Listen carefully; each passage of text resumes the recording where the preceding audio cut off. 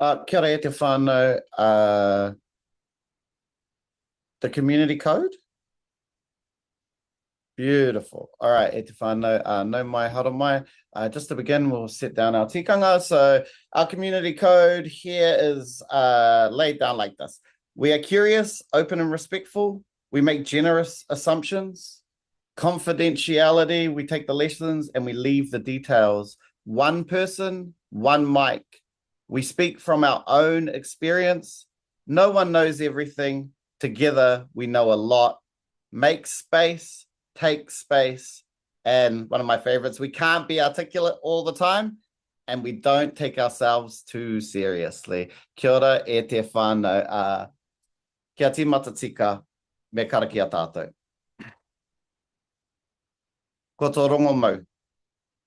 Kia tau te rongo mau, ki tēnei piringa, ki tēnei nohoanga, ki tēnei tāngata. Wete a ngā tāmitanga, kia oho te nākau, kia wātea te hiningaro, kia takatū te kiko. Ko tō hau ki mua, ko tō hau ki o autaki, ko tō hau ki tō hui ngā tāngata. He hui ngā tāngata, he noho ana kōrero, he kaupapa kātū. Ka puta, ka ora, tūturu whakamaua kia tīna, haumi e, hui e, taiki e. Awa, tēnei te mihi e te whānau, tātou kua tai mai I tēnei rangi, he rā whakahirahira, ai, nō reira, e te whānau, we have such an important conversation to undertake today, and the people that we're hosting, they actually need no introduction, but it's like imperative that we acknowledge their mana, their mahi, and their sacrifice, and the massive shifts in social consciousness that have come through their hands. So first, I'd like to introduce Kassie, who is one of my favorite people, easily one of the most dangerous, sharp, strategic minds in the game at the moment. If I'm ever thinking of doing something radical, I always reach out to Kassie for her sage advice. Nō reira, tēnei te mihi ki a koe e te rangatira, ka hiri te kei o taku waka kōrero, ki te mokopuna o he whakapūtanga, te kaitiaki o te mana o te tiriti o Waitangi, te manu taiko, o te rerenga ki Hawaii ki hau, Eru Kapa Kingi, tēnei te mihi ki a kōrua I tēnei rangi. Nā e te whānau, I want to utilize the time that we have with you today. I was actually star watching last night and watched Pani Tanuku come up. It's a sign of a time of harvest. I'm like looking forward to harvesting from your kōrero today, e te whānau. Nō reira, I actually watched a video from you this week, Kassie, and it spoke into kind of the power of controlling narratives and the narratives that you were both able to create through the Treaty Principles campaign that kind of unified people from all demographics, all age groups across Aotearoa. And like my big first question is like, how do we do that in 2026? And, you know, you language this idea of like beating the drum. And if we're beating the drum this year, what does that sound like? What are the narratives to tap into that energy that we created across the Treaty Principles Bill campaign? Kia ora e te whānau. Kia ora e te tuangane I te kariki e tēnei ata. Tēnā koe e Eru, and tēnā koutou I ngā kaimahi o tēnei kaupapa. Thank you so much to all the organisers who have brought this Decol 26 together. It is no, it's no small feat to be able to make all these webinars happen. So yeah, just huge ups to the organisers and to everyone joining us here today. Kia ora.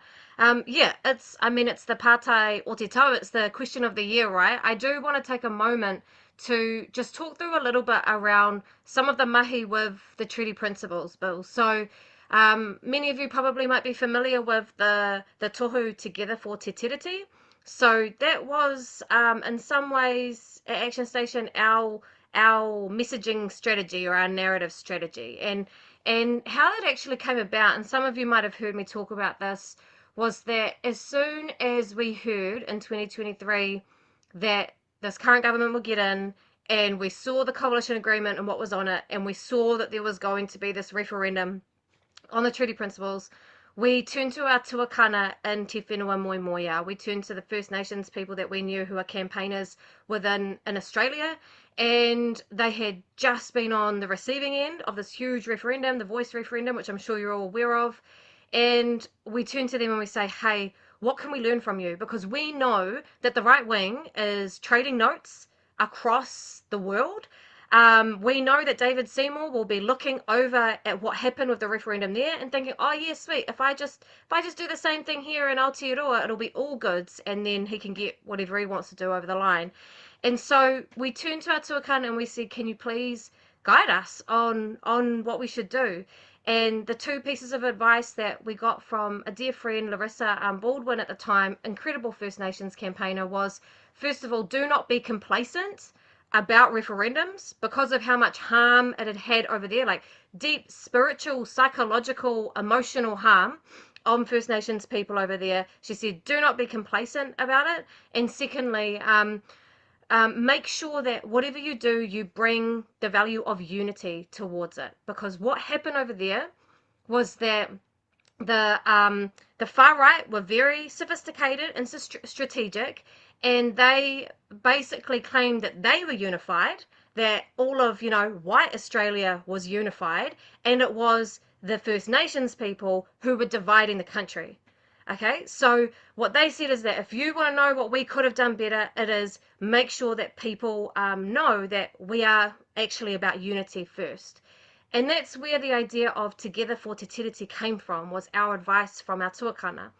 And, Together for Te Tiriti is often, I get a lot of credit for it, but it certainly wasn't me. We had a team who were working on that, including Ruby Powell, Grace McPherson-Newton, Rangi Māori, Sophie Jolly, and obviously our mates at Extended Whānau who designed the tohu.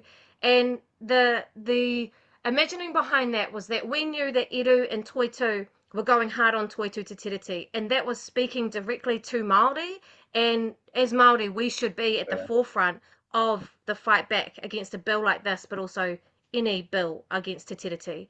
But we also knew that we needed to make sure that the narrative wasn't just talking about Māori dividing the nation, that we wanted people to remember that when we bring forward Te Tiriti o Waitangi, when we honour Te Tiriti, that serves all of us.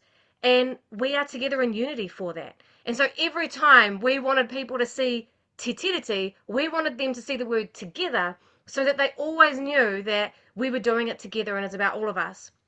And so I think the lesson from it, and to be quite honest, we honestly didn't know how big Together for Te Tiriti would get. I still drive around and I just see stickers on cars just everywhere. It's kind of wild to me. Shout out to Paikakariki. I've never seen so many placards in one town. It's just wild. Our hope was that people, not just Māori, could see themselves in it and own it and share it and put it up. And I think what we learned is that the value of unity really spoke to people, and particularly after Kingi Tuheitia passed away and called for kotahitanga within Te Ao Māori, it's kind of like everything just came together, right? So roundabout way to say these are some of the lessons, the very recent lessons. I think the task this year is that, there's going to be lots of slogans, and I often think that the best slogans don't come from people who are campaigners. They come from the ground.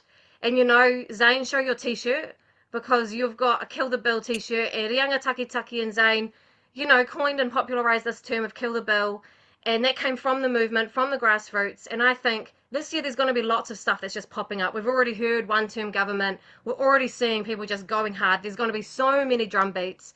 But I think one thing that can bring all of the drum beats together is thinking about the value that we want to have in the world. What is the future? What is what we are fighting for? And maybe it's aroha, maybe it's rangatiratanga. I think that's still to be revealed. But what I'd say is that if there's a way to find that value and make sure that whatever we're saying, whoever we're talking to in our communities, that tikanga, that value is coming forward. And not only does it bring us together, but it also kind of shames out the right, because if they don't stand for aroha or they don't stand for this, then it just shows them up for who they really are. So I think the task is find that and then just let it fly this year? I mean, Eru, your voice, that unifying energy that spread across Aotearoa at the time, a lot of that energy came through your voice and the way that you were able to like unify Te Ao Māori in the way that Kassie has just articulated. My question, my bro, is like, what did that feel like at the time, like to be in that position? And the energy definitely escalated, but very similar to what Kassie has said, there was a moment where it kind of just like swept the whole nation away. What was that like to be at the center of that, driving some of that? Kia ora tātou, e taku rangatira, e taku tuaka nei Zane e mea nei o kupu huaki, Aotearoa, ngā kai hakarite o tēnei kaupapa, ngā kai tuku Māori ki tēnei kaupapa e mihi ana. I wouldn't claim that the growth and the energy, the peak, I guess, of the energy was down to me and how I spoke. I think a lot of it, honestly, was just divine timing, maybe. But I did learn along the road the importance of what we're talking about right now, which is narrative, which is kupu, and I boil it down to ngā kupu, ngā kōrero o tātou tupuna. Tā rātou I ki ai he tapu te kupu, he mana te kupu, that words are sacred, words carry a certain authority, and our tupuna lived by a philosophy and a tikanga way of life that revolved around that idea and is anchored in the sanctity of words, knowing full well the power of words to either to build the spirit of a people or equally break the spirit of a people. And so my personal experiences in the last couple of years being involved and having the privilege and honor of being, I guess, an orator or a speaker into certain kaupapa and being and carrying the very heavy privileged load of being that conduit of kupu is not something I take lightly, and I've learnt every kind of speech that I've done or interview that I've taken or social content that I've put out there. It just enforces this lesson of the sanctity of words and the magic of kupu, etahi wā. And I think we're experiencing a paradigm shift generally as a culture, as a society, and realizing that perhaps we've gotten to a point where kua mātinga rawa ngā kōrero. Kua mātinga rawa ngā kōrero e kōrero ana tātou ki te mātinga o te tangata, where we've become almost maybe too intellectual and too academic in terms of how we speak to one another, and that we're only speaking to at an intellectual level. Kua ware pia I etahi o tātou ki te kōrero, ki te ngākau o te tangata, ki te wairua o te tangata. And so I think this paradigm shift that we're in as a culture, as a people, through our movements, is seeing firsthand and experiencing firsthand the power of shifting the energy of our kōrero and our narratives to the hearts, minds, and spirits of the people first and foremost, as the way of feeding the Māori of our kaupapa. And I try to avoid the words narrative control, but I think it is about narrative anchoring. And as Kassie was talking about before, being able to learn lessons from whanaunga along the way to recalibrate and re-anchor our messaging, and also knowing that different messages, different slogans will appeal to different people in different ways, because we are, just as Te Iwi Māori, a beautifully diverse people. And Aotearoa generally also, we're beautifully diverse. So different messages are going to hit for different people, and different messages are going to be a miss for some people, and that's fine. That's a natural part of I guess how we're all made up and how we receive kōrero, and how kōrero makes us feel. But I think if all of the different slogans are generally geared towards the same trajectory, the same movement pattern, ko ia tērā ko te huarahi, ki te huringa nui, ki te Hawaii ki hau, that's where the change and the magic happens, kia. Yeah, it's such a powerful thing, my bro. Like that concept of Hawaii Ho was very unifying, just especially within our circles. Do you know what I mean? And uh, putting that vision in people's minds was really powerful to me. I know I always think of this kōrero that Moana Jackson would give about like dreams and how one of our biggest losses was our ability to dream into the future. And like, I truly felt like through the Treaty Principles Bill, like I got more permission to dream into what Hawaii Ho might be. And, you know, like, but I totally understand your whakaaro there, but there was an energy inside your voice that was so akin, so relatable to the feeling that I had through that. You know, sometimes there was anger there, sometimes there was mamai there, and all of the time I was like, well, I'm tuned into this kind of the feeling that captured us all. And you know, while I was marching, this is in Pōneke, but the truth is, this happened all across the country. There were so many old people, so many kind of like old Pākehā people, and the feeling that we had in the movement at that time, it was very different to anything that I've been a part of in the way that it was unified. And I can remember feeling like at that time, like this is what people power feels like. You know, this is people power. And one of the big things here is like in 2026, how do we empower the people and try and kind of like take power away from kind of political parties so that they're following our mana? Is there a pathway to being able to do that?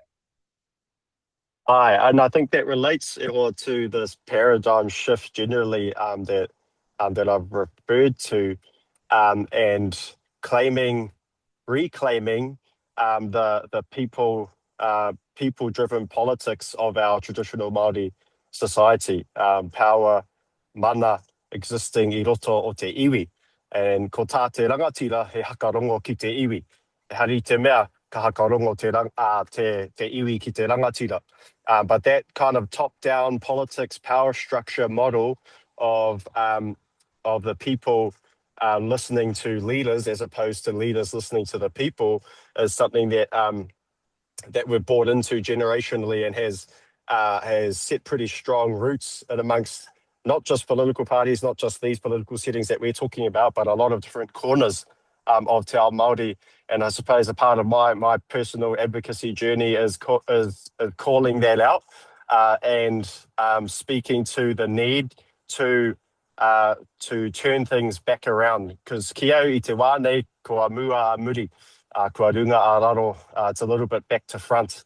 And we see that play out at the political party level. Not to discount or devalue the influence and effectiveness that political parties can have, because I certainly think there's value in a relationship between kind of organized movements and political parties. But I think that backwardsness that I was referring to is that political parties can and should be an extension to the movement and not the other way around. Not the movement being extensions of political party power. And this isn't necessarily to have a dig at any particular political party or politician, but it's to realize in a pragmatic way that political parties will always rise and fall. And that the continuity of political parties is always risky because they exist by way of a system built on popularity, on a tide that's always going to go in and out. And we have to be that tokatu moana, movements have to be that tokatu moana that are not affected by the tide. The immovable stone, the immovable force that will survive any change in tide, and that will continue to be that voice of longevity, that voice of continuity, speaking power into our truth and speaking power into the movement. And so I'm not saying let's cut all ties with political parties, but I think we just have to recalibrate and remind ourselves again, tō kōrero i te tuakana, that the power lies with the people and the power lies with community. Kassie, your thoughts there, just shifting power to the people? Yeah, I agree with Eru, and I like what you were saying about the extension, the movement not being an extension of the political parties. I think that we've entered into a time where, particularly over the past decade or so, we've had this real rise in social movements because movements are they are fueled by connection, right? And as we've become more globally connected, the ability of movements has been able to grow exponentially. Like if we think about, the murder of George Floyd and how quickly we saw Black Lives Matter kind of spark off around the world, right? There were just so many solidarity protests in many different places, here included. And so, and that is made possible by the internet, that's made possible by us becoming more globally connected. And I think that we've had this era of like really strong, visible, connected social movements that is awesome. But I think there's also a temptation for political parties to want to create their own movements and be their own movements. And I think that, I can see why that makes sense the logic of it when you're there. But I think the danger of it is that if a political party becomes untethered or unanchored by the people, then it's going to go wee wee wah wah. We just know that. And secondly, it becomes unaccountable back to those people. And so, like at the end of the day, we need political parties who are answerable and accountable and feel that accountability. And that's very difficult in a world where we know that right now, a lot of kind of, power and influence is racked up by the number of likes or whatever you get on social media, right? And we're in that world, and we know that's the world, that's the water we're swimming in. But in that world, there is a kind of, it's very possible for us to speed ahead on the kind of, on the back of likes and reactions, and then we're like leaving people behind because of some of that accountability. And it's not to say that a like isn't accountability, it's not to say that that's not there, but there's a question of how do we make sure still, as we're moving, we're not just creating movements around political parties for the sake of it, we're also anchoring it and tethering it within everyday people's lives, so they actually feel like they have a stake. Because if people feel too, I mean, everybody here will know it, like if we feel powerless and like we don't have a say in what's going on, I mean, take what's going on in Iran right now, take what's been happening, the genocide in Palestine. When we feel so powerless and like we don't have a real say in the world and what's happening, then it starts to affect our wairua, our Māori, and our ability to kind of feel like we're a part of the world around us. So I think that's why we need to make sure the kaupapa is important, the vision is important, and political parties can advance that vision, but they can't move without us because they're there to represent us. Yeah, I can just even in my history and kind of activism, I can just think of these few times, whether it was as the Canal Road movement grew, man, it was interesting to see what political parties came down, because you started to see so much of the community be involved in it that all of a sudden it wasn't just the Greens there, it was definitely Labour, all of a sudden National was there. And that is the power of the people to shift, like all political parties, to shift the entirety of the baseline towards the will of the people. As the Treaty Principles campaign, the Toitū Te Treaty campaign kind of caught momentum, we definitely saw a shift in the way that the right was responding to it. At a certain point early on, I don't know if it got paid the attention that they were forced to pay by the time we were walking onto Parliament grounds there. And those are the big questions for me, especially seeing what did happen. Thank you for talking into the whakapapa of the voice and looking into our Indigenous tuakana over in Australia. But how have we seen the right respond to our strategic kind of advancements of the movement? Eru, you've kind of sat in that space a bit.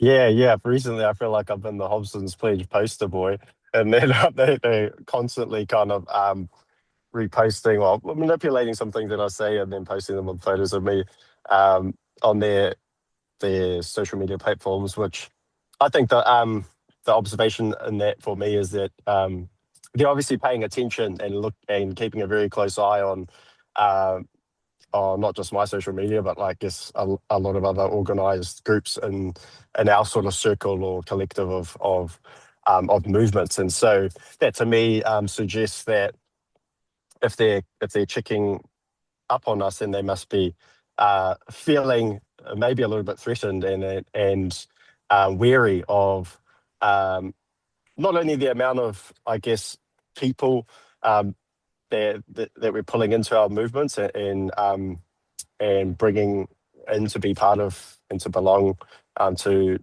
our movements, but also kind of what we're saying. And to me, if what we're saying is upsetting those on the right, then we must be on a good trajectory and on a good pathway. Because going back to that point before, actually around the distance, or the healthy separation and distance between political parties and people-driven movements, the other core, I think, reasoning behind that being a good thing is that political parties live and die by popularity, whereas our movements live and die by principle, really. And our particularly movements anchored in the realities of minoritized Indigenous groups. By definition, everything that we do is against the status quo. But by definition, our very existence challenges norms, the status quo, the mainstream. We're constantly pushing up against the tide. And so those frictions and I guess that play out in the kind of left to right battle, if you can call it that, I think is testament to us bashing up against the tide. In saying that, though, one thing I am wary about with the left and right divide is I don't think that squarely represents.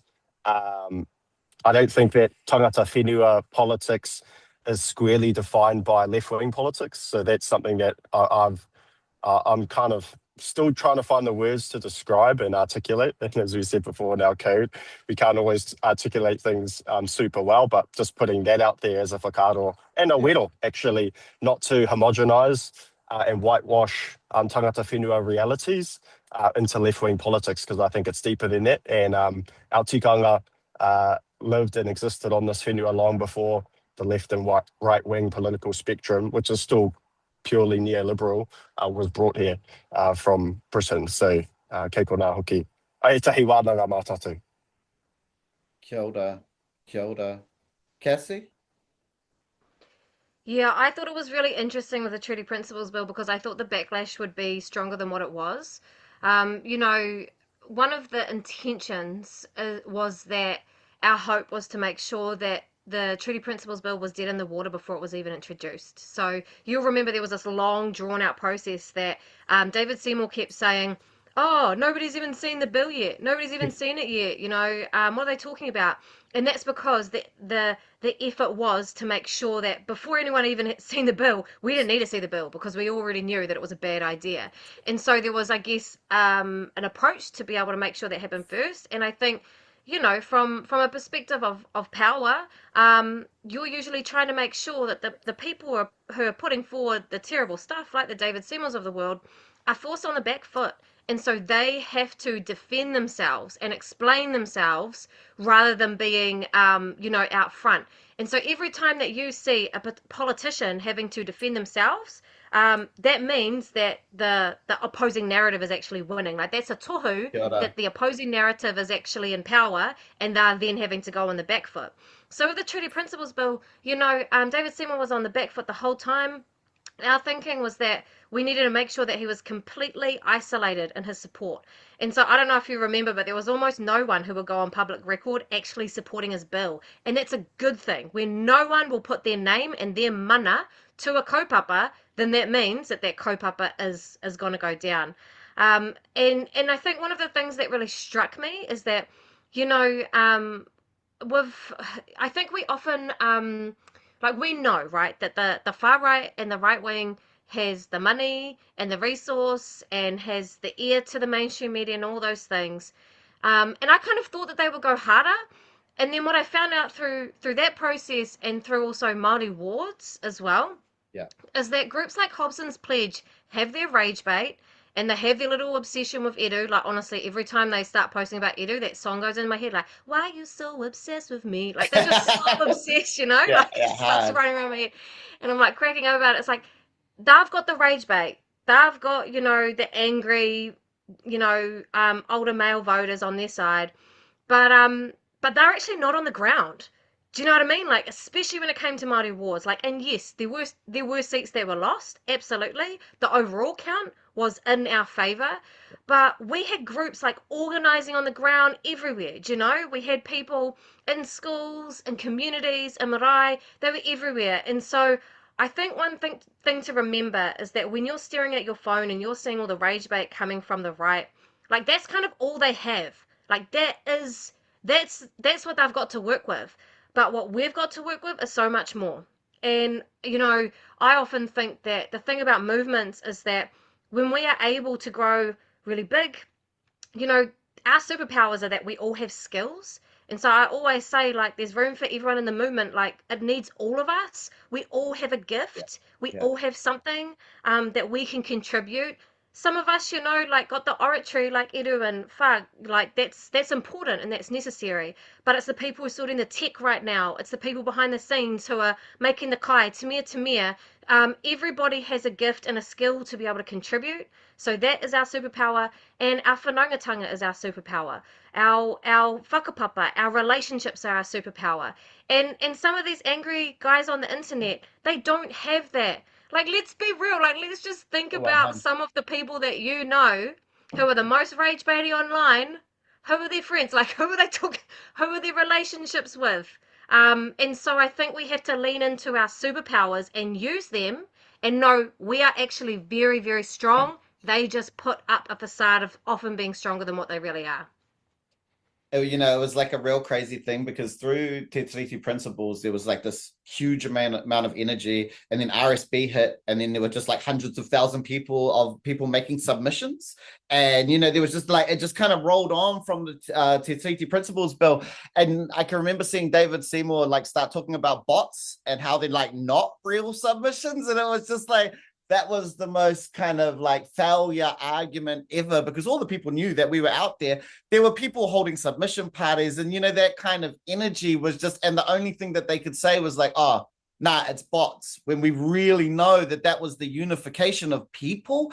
And so, yeah, just like that was a massive mihi to like the continuation of the work that happened through the Te Tiriti principles work that kicked off a lot of this stuff. We've got a question here from the chat, whānau, which is like, how do we share messages in a simple, clear way without dumbing it down, which is really important. And just to kind of follow up on that, who are some of the trusted people, kia kōrua, that you'll bounce your guys' ideas off to know you're not missing the mark? E maku e tīmata. Yeah, I think it's a constant craft in terms of how you message and how you speak to certain kaupapa for it to land, for the truth, the honesty of it to land, but not frame it in a way that it's difficult to access. He teitei rawa te kōrero, or it might lead to even sort of switching off. So there are so many layers to it. And I don't think there's ever sort of one strict answer for every context, for every day of the week, for every crowd or person that you're speaking to. But that therein is the answer, I guess, and that it's so nuanced, it's so particular, and it requires constant care and attention. It's communication, true communication, I think, requires constant care and communication. And it's a constant striving for maramatanga, for understanding. And the means or the huarahi, ki tērā maramatanga, kei te āhua o te hui, o te tangata. And that constant care and attention to the second part of your pātai, Zane, it shouldn't be a process. Me kaue mahi moke i tērā. If you're stuck in your head all the time and only having these wānanga with yourself, you're more likely to miss the mark, because if you're not bouncing ideas off other people and being vulnerable as to kind of not having the answer all the time, and sometimes some things that you might say might flop or they might go really well, but it's if you have people that you can wānanga with, get fresh perspectives from, and even be challenged by in a healthy way, I think that's a part of the craft. That's a part of the art of communication. People that Kassie is a person I constantly bounce ideas off. Matariki as well, our friend Rihanna Tingahue. Funnily enough, almost exclusively wahine that I speak to, which again speaks to the mana of wahine and the, I guess, unmatched ability of care and also wisdom that comes with te mana o te wahine, te mana wa hoki o te wahine. No reira. Koe e na koe tahi whakaro oku e hoa. Kassie?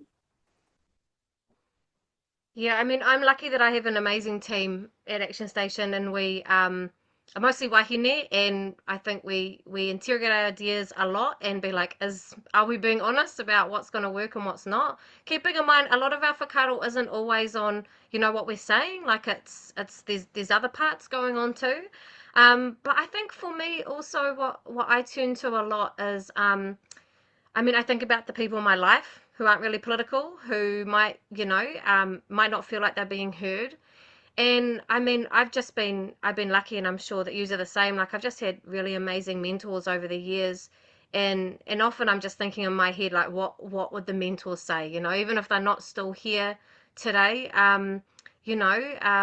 what would they think? And kind of feeling like you've got a little bit of a constellation of stars who you're trying to align with and be like, oh yeah, nah, like definitely, Moana Jackson wouldn't be down with that, or Tirasia Tewa, I'm not sure about that, or even, people from overseas like the Angela Davises of the world, and to me, you just start to get a little bit of an idea about where you need to move.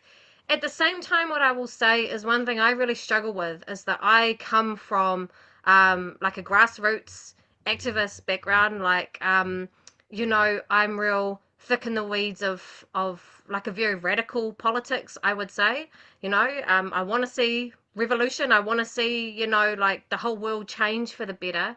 And I think sometimes what I find hard is that like the kōrero that we might share amongst ourselves is like people are real radical, like sometimes isn't always the kōrero that you would say outwards. So even with Together for Te Tiriti, we had to have this kōrero. We were like, oh God, like some of the stuff we might say is going to come across as like really, kind of a bit vanilla. It's a little bit like I had to say to Eru a couple of times, I'm like, look, just, we're going to be saying some stuff that might not be on a Toi Tū flag, but we know that we need to share a kōrero that some people really need to hear and aren't hearing. So I think also knowing that, I've had to challenge myself over the years, that there's stuff I want to go out and say, but sometimes you've got to read the room a little bit and know that we've got to speak to broader audiences other than just our mates who 100% agree with us all the time. Yeah, and I'm terrible for that. Do you know?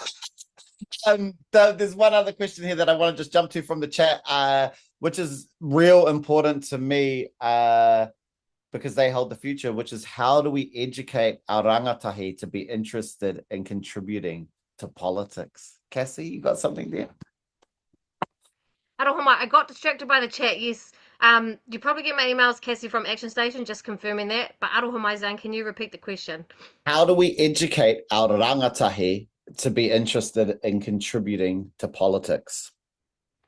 Oh, I think that's probably a question for Eru, because I reckon that he's probably single-handedly got more rangatahi caring about politics than anyone else that I know. But I will just comment and say that our rangatahi are aware of the world, like they know, and they are the seed that has been planted by our tupuna, by our matua. And sometimes it's just about opening the door and letting them walk through it, and not barring the door and stopping them and controlling them from being able to have a say in things. So I think I just want to mention that rangatahi do care and they do know what's going on, and sometimes we need to get out their way a little bit. But otherwise, over to you, Eru.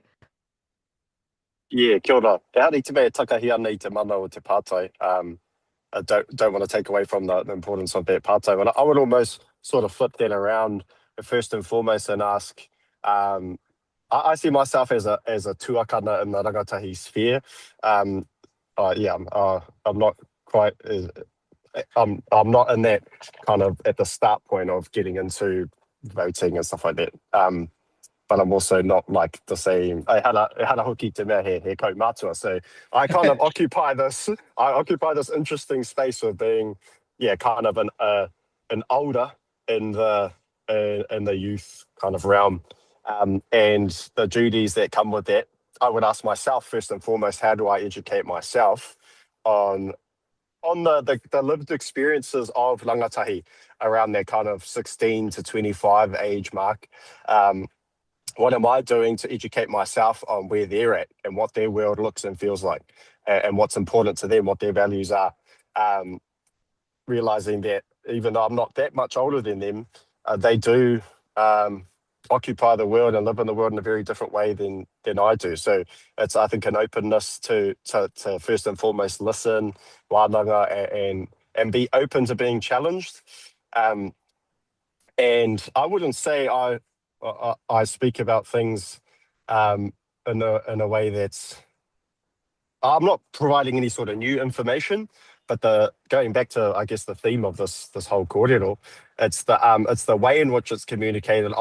It seems to me to be at least different to how voting and stuff's been talked about before, and that difference, I think, might just be a little bit refreshing and help the kōrero stick out a bit more from what is generally talked about. Well, what is generally pretty maroke, dry sort of information. So again, that active awareness around how to communicate and how to speak about it in a way that's empowering and not patronizing, and also not from a deficit standpoint of being like, if you don't vote, then stop complaining, or you're useless. That sort of messaging, which I've heard so many times growing up, and I would always just switch off because I'm like, what about that is inspiring me, would inspire me to get involved? So it's like, I think it's drawing the information to our lives, the experience, and helping to draw the connection. And then once that connection's drawn, that maramatanga is visible, then you don't even have to say go out and vote. Like that becomes a rangatira move on their behalf with their own agency once the information's at hand. But that's the thing, the information isn't at hand. So that's, I think, the gap that we just need to focus on closing, and everything else will just be a natural result of that. Here's hoping. Kia ora. Whānau, like, because obviously the kaupapa is like building social movements, building the movement, but there's like so much energy at the moment for resistance, through a lot of like, I truly feel like a lot of this has come through not just the times, but through the struggle of Palestine at the moment and all the things that are happening at the world. There's been this like massive uprising of Māori within the movement at the moment. And watching the movement grow has been amazing for me. But my biggest partai within this space is like, how do we safely hold the movement? How do we ensure that the movement itself doesn't kind of burn itself out? And from a real personal perspective, like, how do you guys resource yourself? How do you guys ensure that like you're looking after your whānau in this space? Because how we hold the movement is the most important part to me. That is the ake portion of this. How does this last forever? How do you guys resource yourself to ensure that your family is well, so that you are well, so that the movement can be well? Maybe to you first, Eru? Tēnā koe hoa, rangatira, tēnā whakaaro, tēnā pātai. It's important, and I love that we're sort of normalizing talking about the very human aspect of all of this, because movements are collectives of humans. Right? It's not like it's like a separate corporate entity that or a sort of fictitious entity. It's very purely he tangata. They're collectives of hearts and minds of people, and looking after the people in the kaupapa is tantamount to looking after the kaupapa itself. But it's probably for me more of a kind of internal wānanga to check myself and ensure that I'm giving as much of myself to my Hawaii iti, to my small Hawaii at home, made up of me, my beautiful partner, and our 2 baby boys. That I'm giving the same amount of energy to them, and that includes me as well, making sure that I'm getting enough sleep and water and physical activity in my life to be order in all the ways, spiritually, physically, te mea, and that's equal to the energy that we're all giving to the Hawaii Nui picture. And so, yeah, that balance between Hawaii iti and Hawaii Nui is something that I'm nowhere near mastering. And there are some days where I just bury my face in my hands. I'm like, man, why am I doing all this stuff? And come on, bro, sort it out, But yeah, I'm young enough to know that I am going to get better at this, and when it really counts as well. So I'm at a very early stage of my whānau. We're a pretty young whānau, and the main thing is that we're aware about it. We're aware of it, and that my partner and I, we constantly talk about it, the need for it. Whereas I know, like my mum's generation, that was never even a topic of discussion. So we've progressed from there, which is a big thing, and we can't make the change unless we start talking about that change. And so the awareness, I think, is a great thing that we should celebrate, especially for our newer generations. And it's a good rongoā because it's a way of healing, I think, from almost the mentality of celebrating being overworked and celebrating glorifying even being overcommitted and not giving back to the pāhara keke, which, yeah, not to be disparaging of older generations, but that has certainly been a norm that we see the result of it in our kaumātua. And we have a duty as mokopuna, I think, to create new norms. Koia. Golda. Kassie? Yeah, I want to zoom out to that question that you had beforehand first about, how do we hold movements? And this is something that I think about all of the time because I think that, I often think that, usually a movement is just a kaupapa that has its time and builds a critical mass of huge amounts of attention and energy. And that mass creates a power that means that you can get things over the line, you can create change, you can change the hearts and minds of huge amount of people because that collectivity feels so real and it's so contagious, right? If you think about movements that we've all been a part of or witnessed. But with that, it can also be a very kind of volatile energy as well, right? Because it's really intense, it's really full on, it's really huge. And I often think that, I often think that it's easy to think of a movement as being kind of so big and so unwieldy. But really, it's just made up of a whole bunch of different relationships and different people. And especially in Aotearoa, we're such a small place that we all know each other. You know what I mean? We can't help but know each other. I often think it's impossible to kind of, if you have a raru with someone, that person is going to end up at the same hui that you're in. You can't live a separate life to everyone else. You're going to run into them in the supermarket. They're going to be dating your ex-girlfriend's ex-boyfriend, whatever. We're too small for that. And so I think, and I love that about Aotearoa, because what it means is that we're still really relational. We don't have the choice to just cut people out and ignore them. We are forced into this place of recognizing the paramountness of relationships. And so when I think about holding movements, really it's just holding us all as people, because every movement can be tracked down to relationships, whether or not it's the relationships at the marae, whether or not it's the relationships at the workplace. And so thinking about how do we make good those relationships, and then the mauri of the whole movement is going to move in the right way. So that's just on that whakaaro. And then to answer your second whakaaro, Zane, completely agree with Eru. I guess I was trained by a generation of activists who were just like, you put your baby on your hip and you just keep going.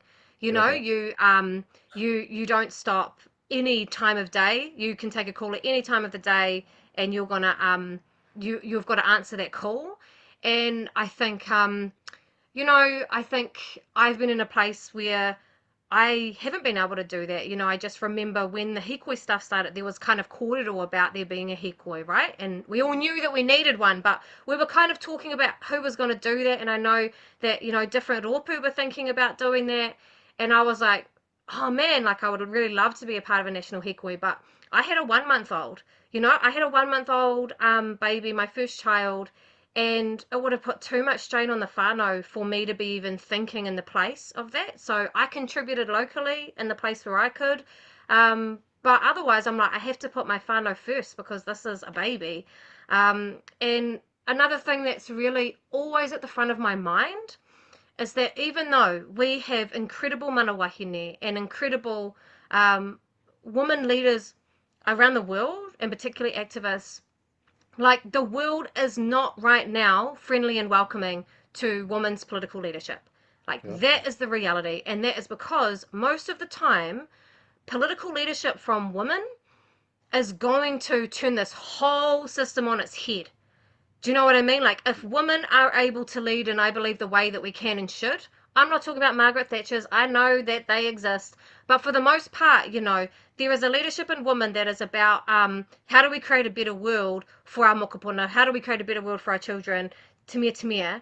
And if we were truly going to do that, then we wouldn't have space for the Trumps. We wouldn't have space for the Luxons and the Seymours and the Putins and Tamia. Do you know what I mean? And so there is a deliberate attempt to crush and suppress the leadership of women because it's too challenging to the status quo. Okay? And so I walk in the knowing every single day that I am grateful and lucky and privileged to even be talking in a room like this, because so many women before me have never had the opportunity. They've done the work, but they have never had the opportunity because of that suppression of women's political leadership. And so I think for me, I hold at the same time that I couldn't do this without my partner. Like my partner holds down the whare hard. He holds down the parenting hard. Most women don't have that. They just don't. And it's not that they're not good enough and they shouldn't be on a kōrero like this. It's because the structures are keeping us held down so we can't be. So I feel extremely privileged and lucky and could not do it without especially my partner and my loved ones who hold me up. Kia ora. I mean, if I could, Kassie, I'd end us right there because that's like mic drop moments for sure. Kare kore, the leadership of wahine, like there's nothing kind of more important and more kind of counter to the patriarchal narratives that have kind of led us so far through this world. You know, I do want to touch on one of the things that you have both kind of said, which is often overlooked in the like activism movement, is that all activists are just normal people. Like I know that like sometimes I look at Eru and everybody like you see Eru up there and but Eru like is just a dad. Do you know what I mean? He's like all of those normal things. And I know that one of my heroes in life is the father who laid down in front of the diggers at Canal Road, because like he's just a normal person who just loved his neighborhood, who was just there. And you know, you can put these things of like rangatiratanga and but everyone in the movement has family. Everyone has these people who, you know, sometimes when I've been out on the front line, it's not me who's going through it. It's actually my son who has to, you know, witness all of those things. And that's where that biggest sacrifice comes for me, is watching my family go through all of this stuff. And then many times I cried in the tree, not because of like the risk of going to jail, but it was more just because of like, you know, the hardships that my family were carrying through me. So mihi kia kōrua. There is one question here and I really want to put it forward because it's like really pertinent, but it's like, my question is about the role of mentoring in social movements, which is so important. What works or what doesn't work? And connected to this, who are your mentors? We've got about 5 minutes, whānau.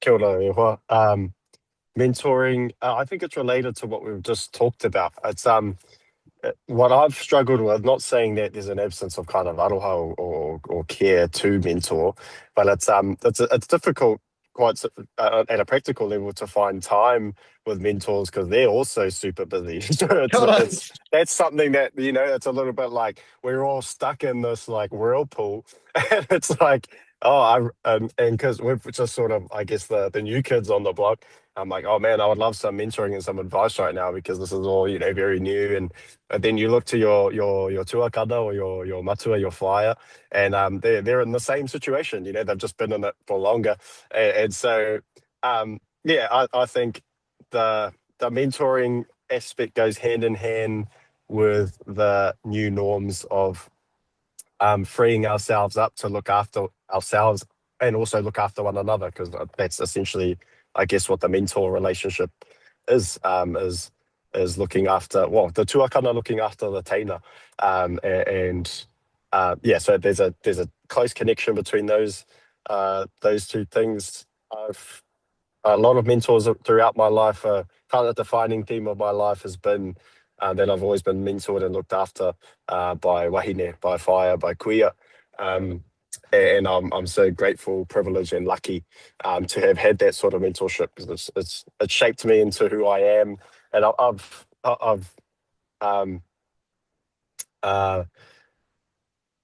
still got a lot of learning to do in terms of how I hold space for wahine leadership in the way that Kassie is talking about. But I do know deep in my puku that's imperative.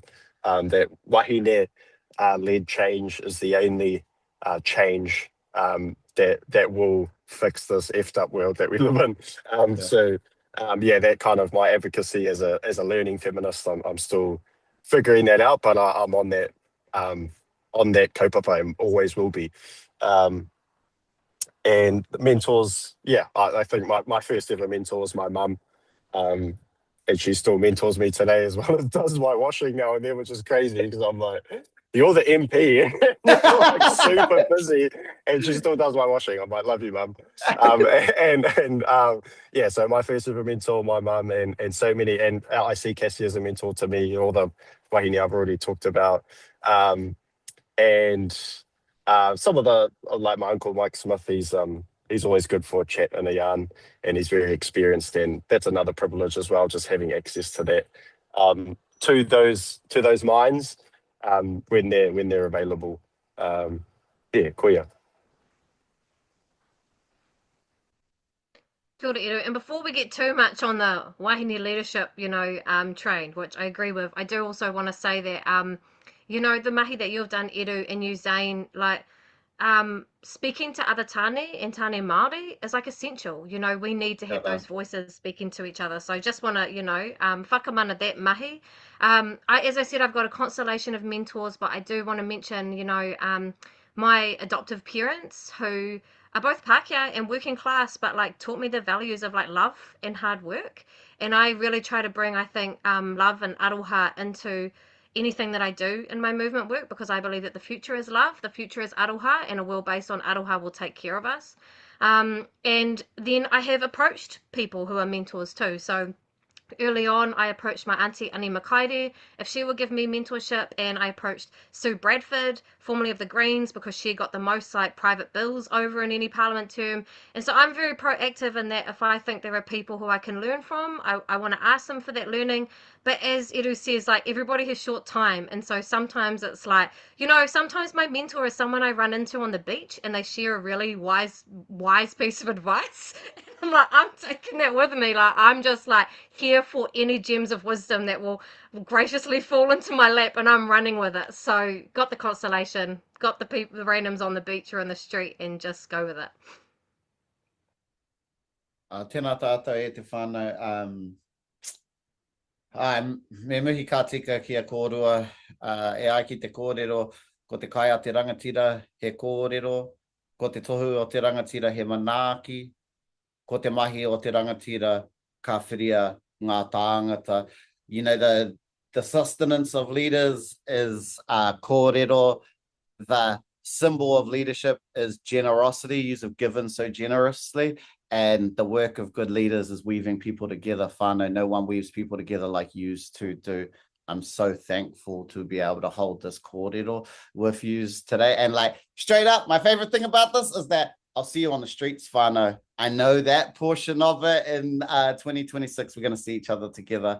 Nā mihi kia koutou, kia kōrua. Kia tātou katoa, tēnei te mihi.